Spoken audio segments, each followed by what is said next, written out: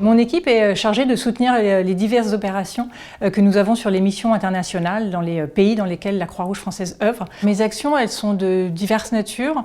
La première, c'est de répondre aux sollicitations du mouvement et de gérer la chaîne d'approvisionnement de tous les biens qu'on va acheminer dans la région, donc soit directement en Ukraine, soit dans les pays limitrophes, puisque le mouvement intervient dans toute la zone.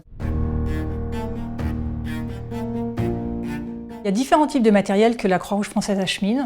Elle envoie des biens de première nécessité, à savoir des kits cuisine, des kits hygiène, des matelas, des bâches. Elle a par ailleurs aussi envoyé des générateurs, des tentes et des kits de premier secours qui vont être utilisables directement par les secouristes. Elle va aussi bientôt envoyer des kits de formation au premier secours pour continuer la formation des personnels. À ce jour, on a approvisionné la Hongrie, la Pologne, l'Ukraine et la Roumanie. En préalable aux acheminements que la Croix-Rouge française opère, des évaluations ont été faites dans les différents pays. Elles ont amené une liste de besoins auxquels la Croix-Rouge française répond en envoyant différents colis et différents biens qui seront ensuite distribués à la Croix-Rouge ukrainienne.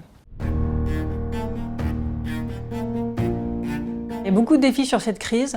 Le premier, c'est un défi de rapidité. Il faut trouver des fournisseurs, il faut trouver des stocks disponibles. Il faut être les premiers à être sur les stocks et à pouvoir être sûr d'approvisionner nos stocks. Le deuxième défi, c'est en effet d'être assez agile et de pouvoir se mettre à jour très régulièrement et s'adapter très régulièrement au contexte. De temps en temps, les fournisseurs peuvent avoir quelques temps de retard. Du coup, il faut réadapter tout l'acheminement avec la réservation des camions et la réservation des transports qui suit. Les destinations dans lesquelles nous envoyons les biens sont diverses, c'est-à-dire que là on n'envoie pas dans un endroit en particulier, on envoie dans 4 pays différents.